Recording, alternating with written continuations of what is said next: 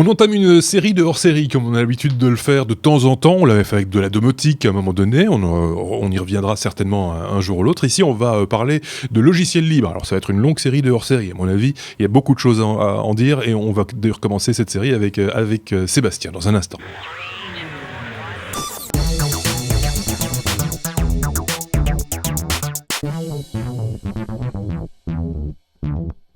Logiciel libre, Sébastien, on pourrait en parler longuement. La notion même de logiciel libre, c'est peut-être la peine dans ce premier hors-série de remettre un petit peu les choses à plat. Hein.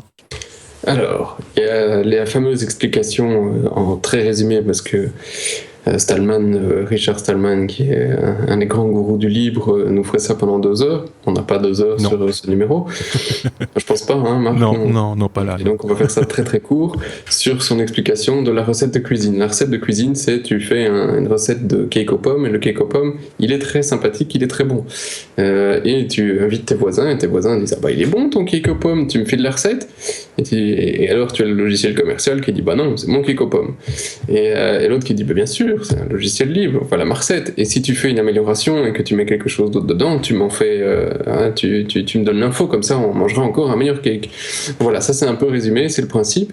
Ça veut pas dire que c'est gratuit le libre, ça veut juste dire que vous avez les sources et vous pouvez en faire ce que vous voulez. Ce que vous voulez, il y a aussi des limitations de licence. Hein. Si tu donnes ta recette de cake aux pommes à ta voisine et que demain elle ouvre un magasin de recettes de cake aux pommes, tu vas dire c'est pas juste. Donc c'est dans un usage privé, certains.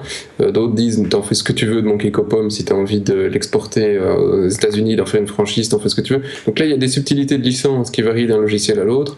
Généralement ceux dont on va vous parler ici sont libres et gratuits, donc vous pouvez les utiliser d'un point de vue personnel et souvent commercial aussi, et vous avez les sources pour pouvoir les vérifier, tout ce qui se passe derrière, et pour pouvoir les modifier si jamais l'auteur venait à se prendre un bus en plein visage ou quoi que ce soit. Donc voilà, ça c'est plus ou moins la base. Parce que c'est ça le but de cette série de hors-série, comme je le disais, c'est de vous présenter des logiciels libres, alors certains que vous connaissez peut-être, et d'autres que vous connaissez moins, ou pas du tout, quoi qu'il en soit, d'essayer d'avoir une espèce de réservoir via podcast, d'applications qui sont parmi sans doute les plus utilisés, et des fois des petits trucs un petit peu particuliers qui viennent plus de ton expérience personnelle, j'imagine, de ton usage personnel des applications. Alors on va commencer avec la base des bases, parce qu'on a tous eu un jour ou l'autre un zip à dézipper, et ça existe, un outil pour dézipper ou pour zipper, pour donc compresser ou décompresser des fichiers,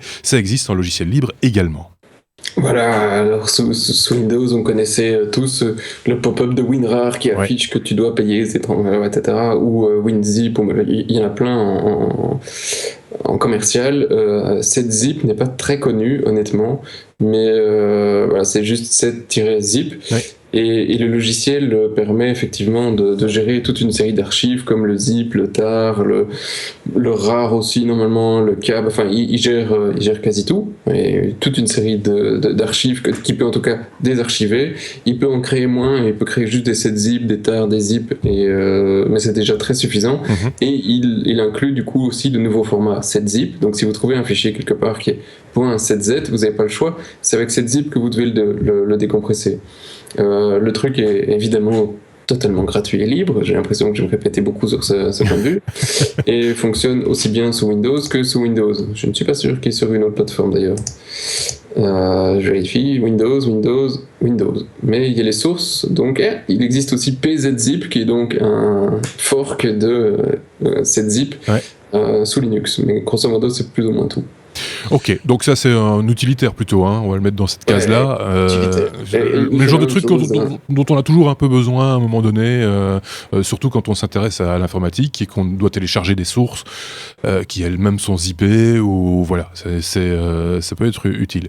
Il y a également quelque chose, on pourrait penser que c'est plus de l'ordre du payant, parce que effectivement quand on parle de PDF, on pense directement à Adobe et qu'on se dit c'est un format très fermé, etc. Pourtant là aussi, il y a possibilité de créer des fichiers PDF avec PDF Creator. Alors là, PDF Creator, c'est un logiciel que j'utilise depuis la nuit des temps et il faut faire attention où on va le chercher. On vous mettra le lien qui est bon sur SourceForge, parce qu'effectivement, il y a quelques endroits où on va trouver tout plein de logiciels libres. SourceForge en est une des bonnes sources. Mais une des plus anciennes, donc le site est un petit peu cramoisi, on va dire. Désolé les gars. Donc PDF Creator, en fait, c'est une imprimante. PDF, donc vous installez le logiciel sur votre machine et dès que vous l'avez installé, vous aurez droit à une nouvelle imprimante à côté de votre HP, votre Canon et compagnie. Et quand vous la choisissez, de la part donc, de n'importe quel logiciel, que ce soit un Word, que ce soit un Firefox, que ce soit n'importe quoi, il va vous créer le PDF de ce qui allait sortir vers l'imprimante. C'est ça. Voilà, c'est tout con. C'est tout simple. C'est ce que fait d'ailleurs Acrobat quand on installe l'application Acrobat sur son ordinateur. Elle crée aussi une imprimante supplémentaire. Ici, c'est le même principe en fait, mais c'est juste cette partie-là qui est utilisée en fait. C'est juste cette partie-là. C'est totalement de nouveau libre, évidemment. Je vais pas le dire à chaque logiciel, sinon on peut pas sortir d'auberge. Autant que c'est marqué en bas. Là. Salaud. Et il faut faire pour celui-ci, par contre, il faut faire un peu plus attention. Donc, je disais où vous allez le chercher, on vous mettra le bon lien. Et même quand vous l'installez, faites attention aux petites options parce que son auteur a plutôt tendance à vous balancer des toolbars gratos avec. Et ça, voilà, c'est pas utile. Effectivement. Drôle. Mais ça, c'est un conseil qu'on pourrait donner de manière générale. C'est un des enseignements de cette liste de logiciels libres. C'est faites attention quand même, quand vous l'installez, à bien lire les informations parce que c'est vrai que de temps en temps, c'est case à cocher et on vous abonne à des trucs ou des barres de menu ou des trucs totalement inutiles dont vous n'avez pas besoin, qui sont totalement facultatifs, qui n'empêcheront pas normalement l'application de fonctionner correctement. Donc, soyez quand même prudent quand vous installez ce genre de petite application. On reste dans le PDF. Alors là, par contre, je ne sais pas du tout ce que fait PDF Sam, Seb. PDF Sam, c'est un logiciel qui est encore plus simple que PDF Creator et qui pourtant est le truc qui est indispensable. Indispensable dans le sens où il traîne toujours sur un de mes disques et ça vous permet de faire deux choses très simples et que ça c'est un peu toujours le principe du logiciel libre. Je me permets une petite digression, c'est qu'il y a souvent dans l'esprit Linux d'avoir des petits logiciels qui sont spécialisés et pas un gros truc comme Photoshop qui fait tout. C'est pas une usine à gaz, c'est tous les petits trucs qui mis l'un à la suite des autres vous permettent de faire de gros trucs et ça permet du coup d'avoir des petites équipes qui travaillent sur les logiciels et toi-même de pouvoir scripter tout un ensemble de trucs que tu n'aurais jamais su faire sur un Photoshop ou sur un autre truc comme ça. Et donc souvent il y a pas mal de trucs qui sont en ligne de commande, au-dessus de quoi il vous rajoute une interface graphique pour pouvoir le contrôler. Ça c'est un peu il y a beaucoup d'exemples qu'on reviendra avec ce genre de construction. PDF Sam, donc c'est un petit outil en Java, si je me souviens bien d'ailleurs, qui vous permet de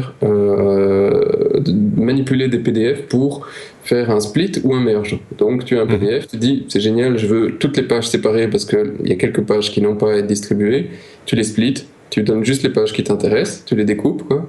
Et si tu veux refaire un PDF à partir de plusieurs PDF, tu dis hop, tu as un merge, tu les prends tous et il te crée un gros PDF. C'est ça. C'est couillon, mais c'est très utile. Oui, c'est ça. C'est plutôt. Oui.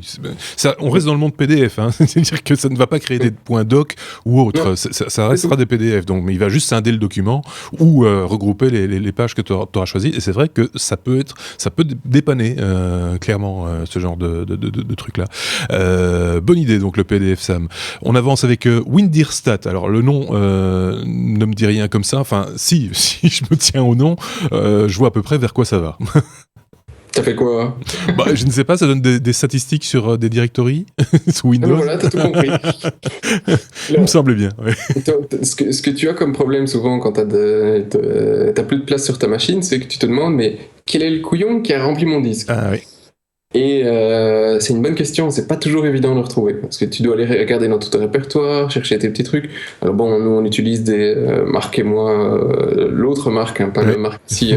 Donc mon cher associé, on utilise des outils qui nous permettent de calculer ça très facilement par répertoire, mais ici, le principe c'est qu'il va scanner tout votre disque et vous faire une image graphique avec des petits carrés. D'accord.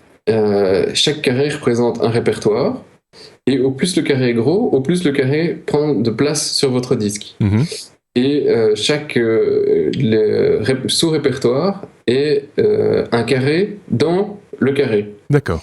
Et donc, au fur et à mesure, tu peux aller à un moment, quand tu fais comme ça une image de ton disque, tu vois tout de suite les couleurs, les carrés de couleurs qui disent « Putain, celui-là, il a pris 3/4 de mon disque, c'est qui ce couillon ?» Et là, tu vas rentrer directement dans les sous-répertoires et tu vas savoir en quelques secondes directement quel est le programme et quel est le truc qui a rempli tout ton disque.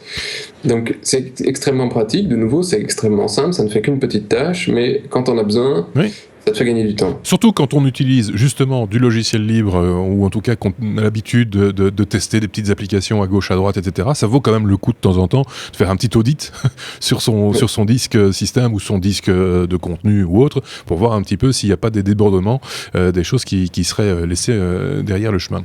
On termine ce hors-série consacré au logiciel libre avec un grand classique, je serais tenté de dire, dans le domaine, c'est celui que tout le monde a déjà utilisé 1000 fois, parce que là, c'est exactement comme on a dit précédemment. Pour se dépanner, c'est encore l'idéal, c'est le Notepad++. Voilà. Alors, on a déjà tous utilisé le Notepad sous Windows. Oui. La plupart des logiciels dont on parle ici, dont on va parler dans ces séries, fonctionnent sous Windows parce que... ce que j'allais dire, oui. C'est la plateforme sur laquelle, effectivement, on va s'intéresser ici, de par son utilisation grand public. Et puis, si vous utilisez Linux, vous n'avez pas besoin de nous pour trouver où sont les logiciels libres, je pense que vous le savez. Et ceci dit, même pour Mac, il existe aussi des logiciels libres qui sont peut-être différents ou des fois les mêmes. Il y a une bonne partie des logiciels dont on parle ici qui sont disponibles sur Mac. C'est ça, voilà. Donc Notepad++, c'est un Notepad un peu augmenté, avec différentes fonctionnalités supplémentaires, des langages compris, etc. Beaucoup plus augmenté que le Notepad. Le Notepad, c'est juste un gros truc, un éditeur texte. Le Notepad++, c'est un éditeur de code. Donc vous avez vos textes, mais en plus vous avez des tabs. Donc tu peux ouvrir 15 trucs en même temps. T'as pas 15 fenêtres, t'as une fenêtre avec les trucs bien organisés, dans lequel tu peux aller faire toute une série d'opérations. Tes lignes sont numérotées. T'as toute une série de plugins pour ajouter du texte, pour analyser si c'est un XML, directement refermer les tags. Enfin, donc il y a toute une série d'utilitaires, mais au final, c'est un éditeur de texte. Donc c'est vraiment un éditeur de texte qui va te mettre le truc en couleur, mais ça ne te sortira rien de plus qu'un texte à la fin. Mais c'est tellement plus confortable qu'un Notepad que c'est indispensable. Rien que sur la mise en forme du code, comme pour être plus lisible, pour être plus... c'est quand même plus agréable. Il faut bien le dire. Il y a une religion là-dessus. Il y a les gars qui vont utiliser Notepad++, il y en a d'autres qui vont utiliser Scintilla, mais c'est c'est lié à... Il y a plein d'éditeurs. Et il y a Context aussi qui était un très bon éditeur, mais qui n'est plus édité, qui n'est plus suivi depuis un certain temps. Et donc on va pas faire une guerre des éditeurs. Notepad++ c'était un des plus connus, mais voilà quoi. Il y en a plein d'autres si vous voulez remplacer votre Notepad. Voilà, je pense que cette petite liste, là on vous en a proposé 5 logiciels libres, c'est déjà pas mal, des choses à tester si vous ne l'avez pas encore fait, évidemment. On va aller explorer d'autres softs dans les prochains épisodes de ces hors-séries consacrés aux logiciels libres. Merci Seb, à très bientôt. Avec plaisir. Pour un nouvel épisode de hors-série. Très particulier, mais c'est comme ça.